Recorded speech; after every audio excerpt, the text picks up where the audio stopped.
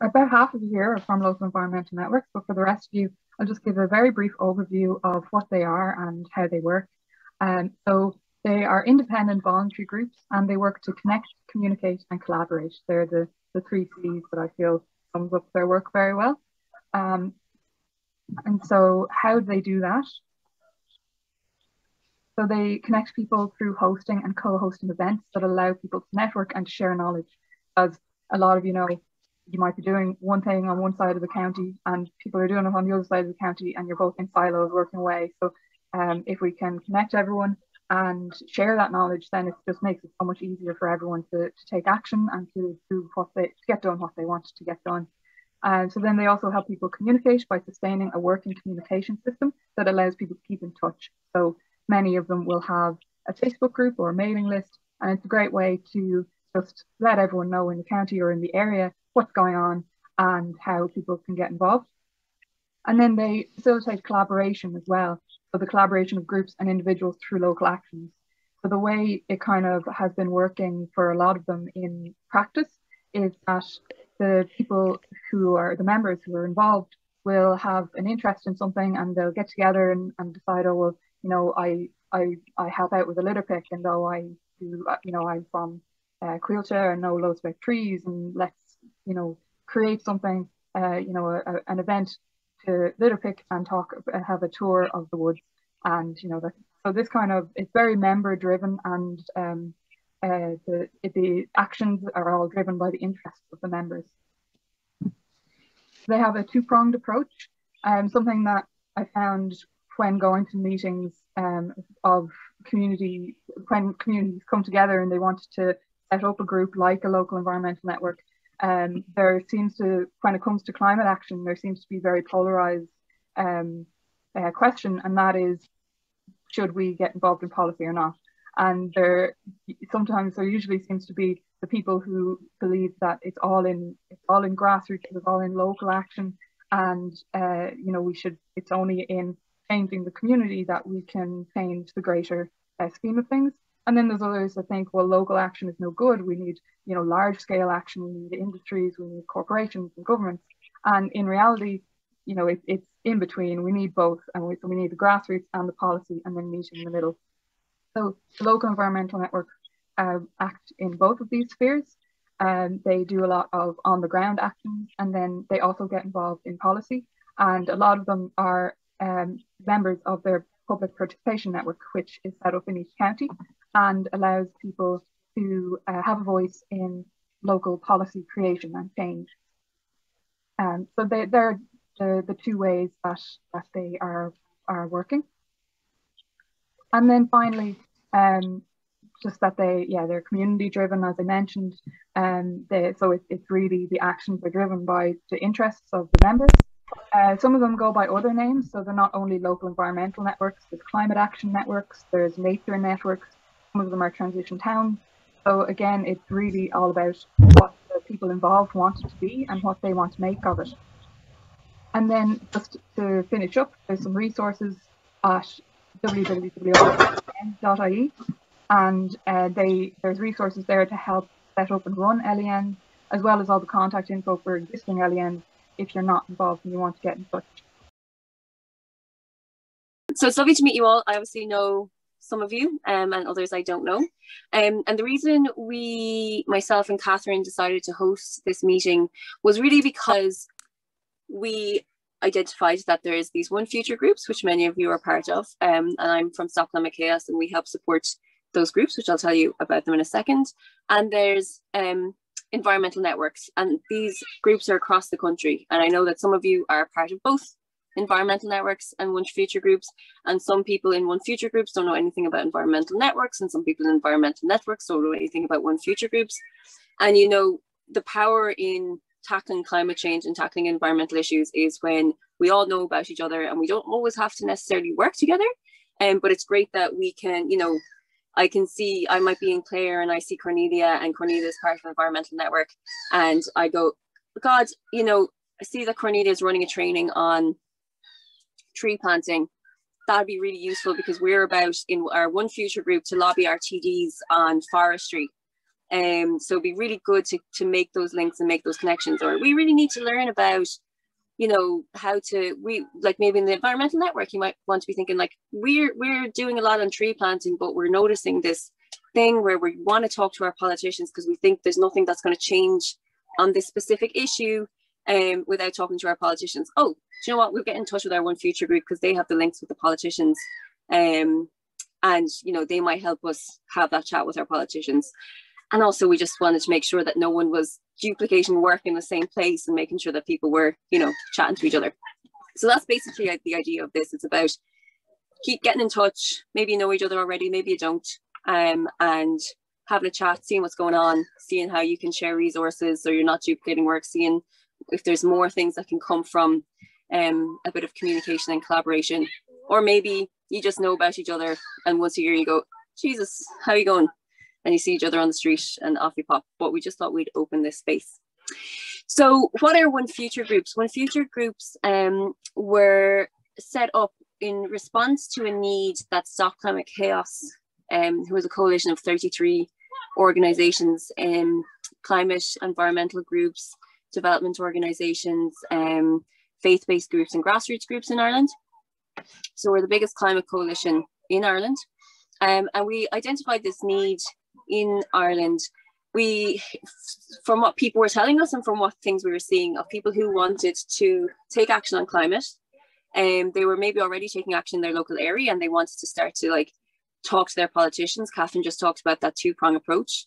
Maybe they didn't want to get involved with such big things like Extinction Rebellion, but they wanted to take action. And we thought, we write loads and loads and loads of policy. We are constantly talking to politicians. But what we know really, really makes a difference in Ireland, because our politics is so local, is local people talking to their politicians. And what we used to hear, it's really changing now since the One Future groups were formed, consistently when we would go and talk to politicians as Stop Climate Chaos was, look, we know the environment's important, but we're not hearing it on our doorsteps. Our voters aren't saying it to us. So like, you know, I think it's important, but there's other issues that I'm going to prioritize here. So given that need that people were asking for some way to lobby their politicians and to get involved in that kind of side of policy change, as well as this thing that we were hearing from politicians, which was like, I'm basically not going to do it until I feel like there's a critical mass in my constituency who care about this issue. We worked to form these local One Future groups, which many of you are part of. And so that's basically it. So it's really focusing on that power of local people to change their politicians' minds. And the One Future groups have been meeting their politicians over the last year. Some of them have met their politicians multiple times and have already seen shifts in how their politicians are engaging with them and talking to them.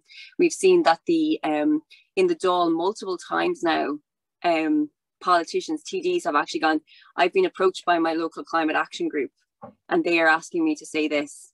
So it is having an impact. And I suppose the only other thing to say, because I'll just open it for Q&A, is that the way it works at the moment is it's quite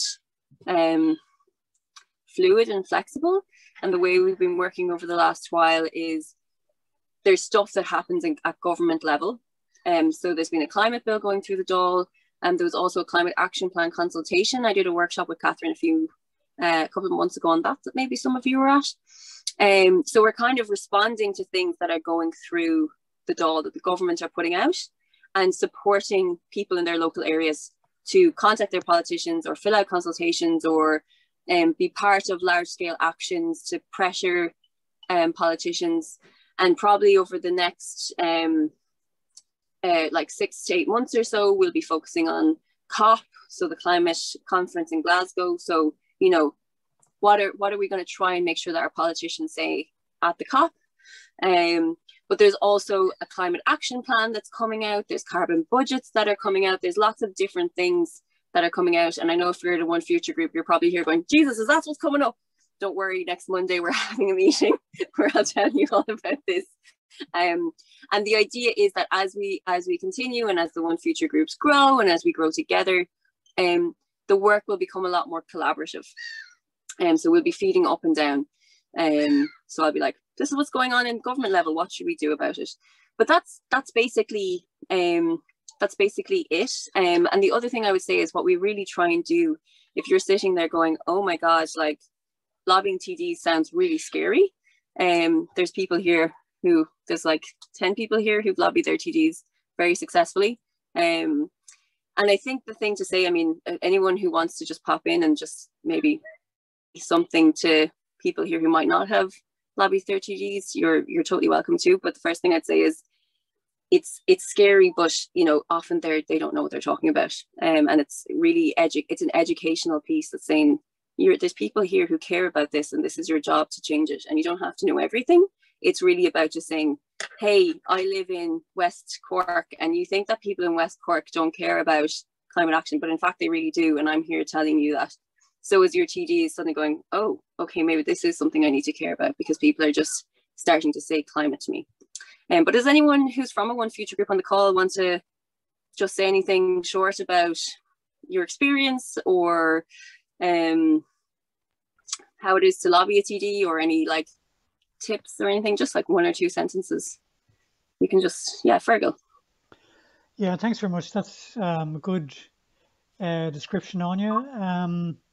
I'm in Dún Laoghaire, and we've had 8 meetings, 2 with each of our 4 TDs.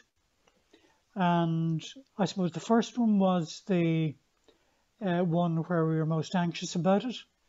But like very quickly, we saw that the politician involved was worried that they didn't know that much about the climate action bill and the climate action plan, and that they would be found out.